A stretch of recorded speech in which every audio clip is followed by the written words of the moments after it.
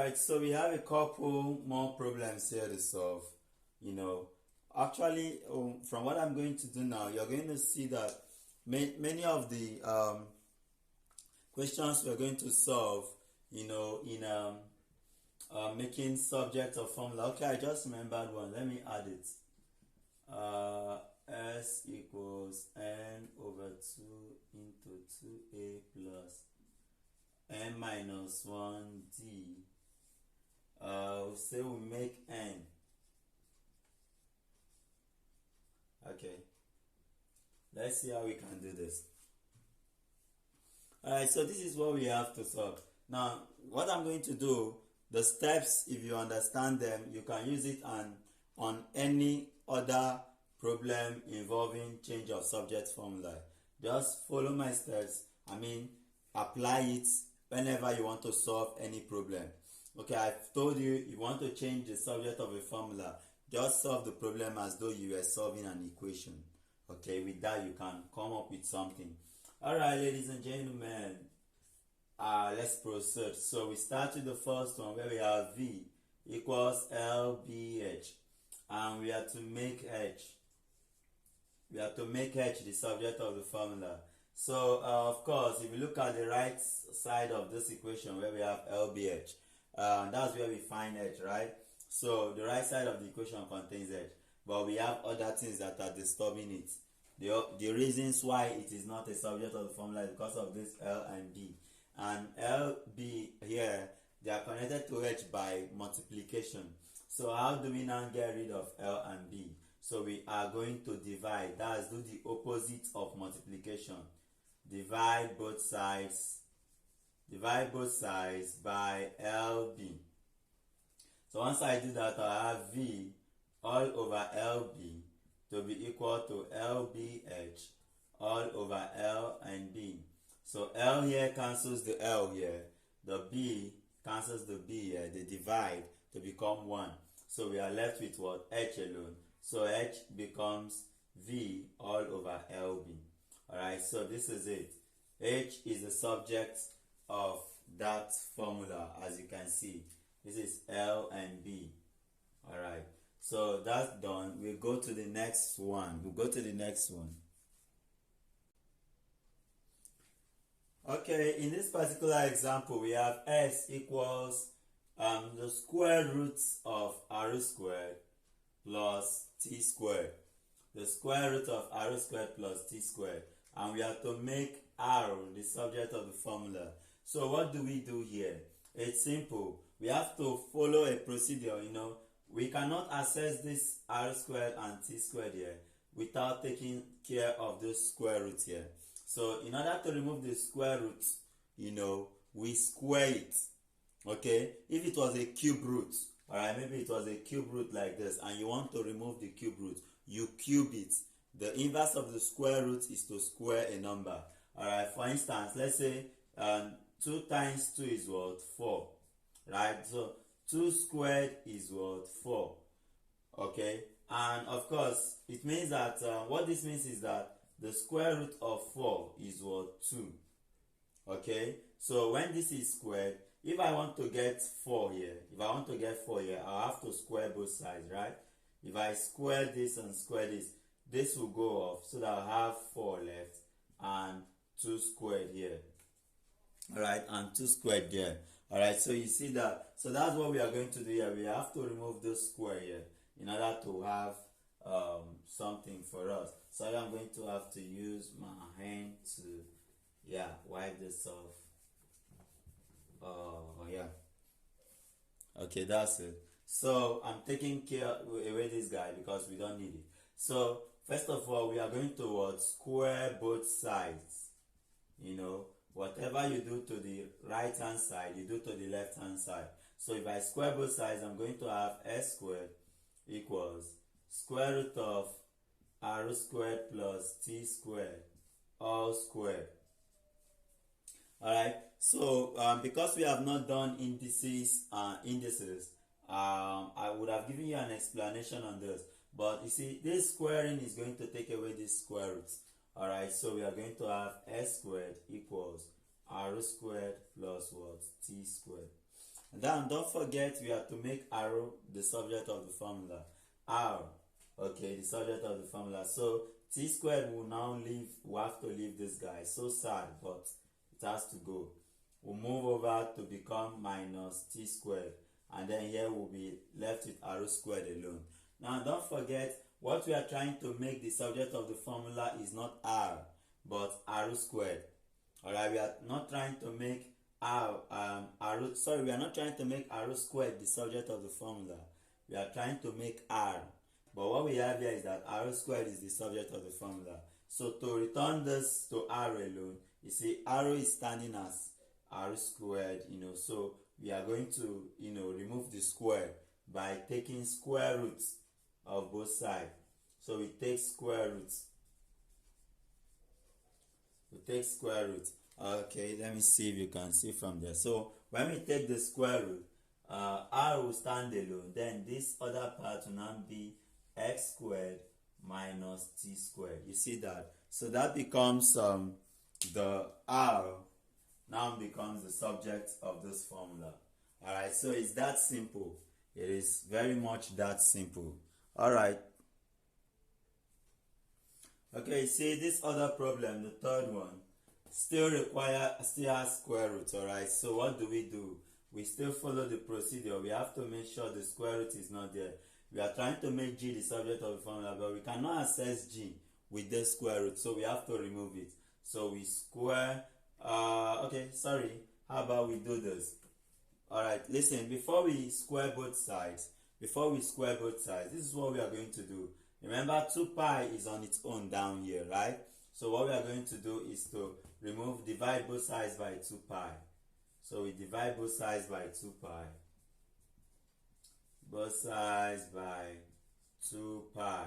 So when we do that, this is going to become t all over 2 pi equals root L over G. Okay, with this now, we are going to square both sides. I square both sides. We'll square both sides. So in squaring both sides, this is what we are going to have. This side squared. Alright, so this is what we are going to have. This squared and this squared. That's what we are doing. So when we square both sides, this square will affect this t and affect 2 pi. So this will become t squared all over, 2 pi is also affected by the square. So it will become 4 pi squared equals, when this square takes care of the square root, so we are left with L over G here. Alright, so don't forget we are making G the subject of the formula. So what we can do here, instead of going through taking the LCM and multiplying both sides by the LCM, right? Normally we are supposed to say, alright, we have 4 pi squared here and we have G. Let's take the LCM and multiply both sides. So we can just simply cross multiply. Alright, okay, this also works. So when we cross multiply, we are going to have G times T squared. G T squared equals 4 pi squared times L to give us what? 4 pi squared L. Alright, remember that we are trying to make G the subject of the formula. So we have to get rid of T squared, right? So to get rid of T squared, we have to divide both sides by T squared. So we divide both sides by T squared. By T squared. So when we divide both sides by T squared, I don't know if that space will be enough. Okay, let me do that. So when we divide both sides here by T squared, remember this is the expression. So we have, no, it will not. Okay, let me rewrite.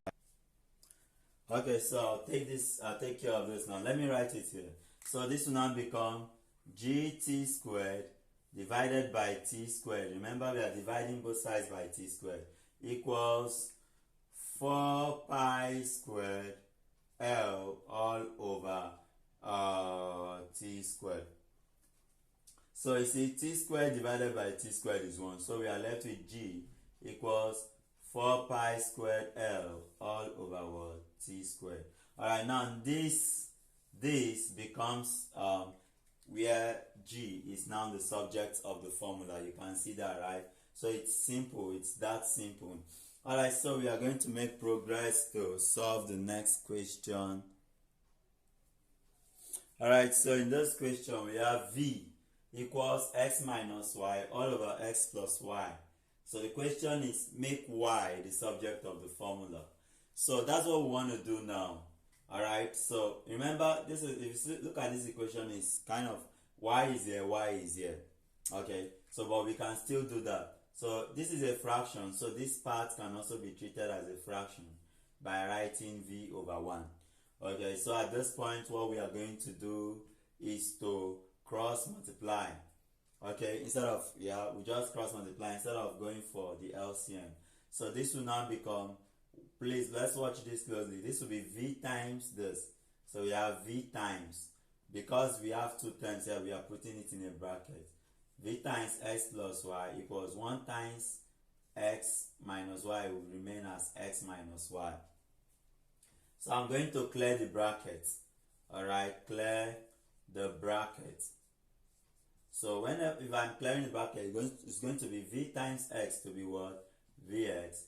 V times y to become vy. Alright, equals x minus y. Okay, but don't forget we are trying to make y the subject of the formula. So I'm going to collect like terms. Alright, I'm going to make sure that two terms, they are together. Alright, the two terms containing y will be together. So this will now become vy. Alright, here I'll bring plus y to it. Now the reason why I didn't write vx is because I'm going to move it. So this will now become x. Vx moves over, it will become minus vx. Alright, now this is vy plus v, right? Plus y rather. So I'm going to look for the highest common factor of vy and y. I'm going to factorize this other side. So the highest common factor of vy and y is actually y. Alright, and I'll be left with what? V plus 1 equals x minus vx. Now I am believing that you still remember how to get highest common factor. If not, check the lesson on highest common factor and LCM and learn it.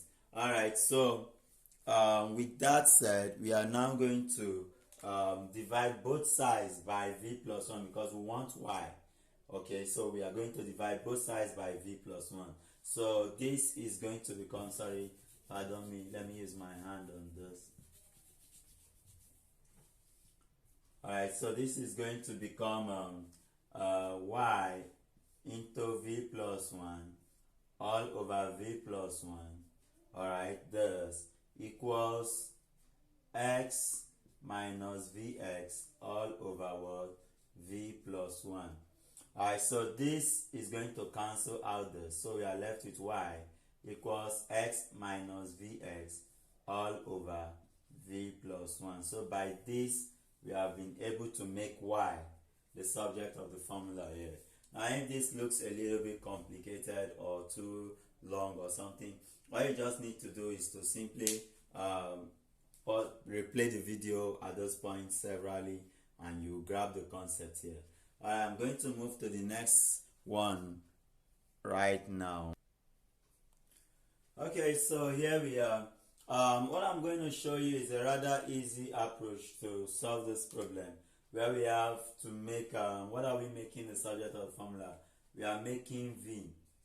Okay, so what we're going to do, I'll start working on the right hand side. Okay, so I'm going to have 2 over r equals the LCM of v and u. The LCM of v and u is what? Vu. Alright, or uv. So I'm going to say vu divided by v. Remember this? Vu divided by v is u. U times 1 is what? U. Vu, that's plus now. Vu divided by u is u. Okay? Vu divided by u is v. V times 1 is what? V here. So this is u and this is v. Okay, so at this point I'm just going to cross multiply. Okay, if I cross multiply, I'm going to have 2vu equals r into u plus v. Alright, so at this point I'll just clear this bracket.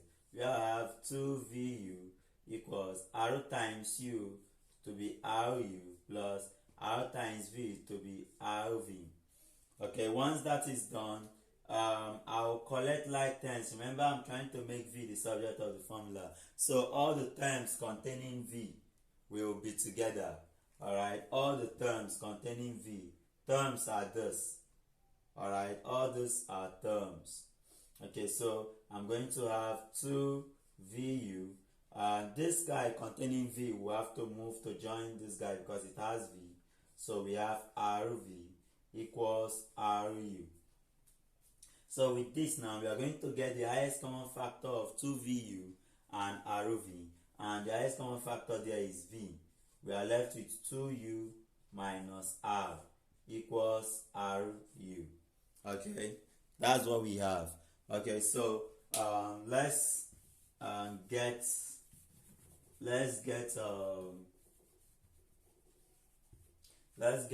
v alone now. To get v alone, we have to divide both sides by 2u minus r. That's this. So this will become v into 2u minus r all over 2u minus r equals ru all over 2u minus r. So this cancels this out, because if this divides by this, we'll be left with v equals ru all over 2u minus r. So this is it for making v the subject of the formula from this expression. Okay, so that's that for that. So what we are going to do now is to do the last but not the least question. The last but not the least. Okay, on those examples, this is going to be the last but not the least, definitely. Alright, so we want to make n the subject of the formula. We are trying to make n the subject of the formula. So what do we do? First of all, because of these two down here, right? This 2 is a denominator that is affecting all this. Alright, so I'm going to multiply through by 2. Okay, I'm going to multiply through by 2. Now if I choose to cross multiply, it will still work for me, but I think this is much easier. So that I'll now have 2 times s to be equal to 2 times the whole of this, they are together, 2 times n over 2 into 2a plus n minus 1d. Alright, so this 2 will cancel this 2. So I'll be having 2s equals n into 2a plus n minus 1d. Alright, so you see, I'm trying to get n. Alright, so I'll have to make sure that I break anything that will limit me from, getting to n. So this will now become 2s equals, I'll use this n and open those brackets. Okay, so if I do that, I'm going to get n times 2a to become 2an. Alright, then n times whatever we have here, and so this will become plus n minus 1 nd.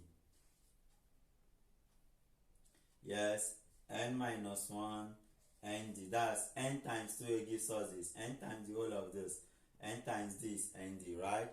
Okay, so what we're going to do next is to this is going to be 2s equals 2an plus nd times this is going to give me n squared d. Nd times minus 1 is going to give me minus nd. Alright, okay, so with this now, alright, this is going to be a lot longer because of it's becoming a quadratic equation. So ladies and gentlemen, I see this particular question. I noticed that it's going to kind of be a little bit out of our jurisdiction. I have to make a separate video to solve this. All right, so that's that. So that's how basically how to solve um um do what we call change of subject of formula. Sorry for my all right, so that's what we are going to do. I'm going to do this just in a short time now. Just do this, but I have to pause now. Thank you.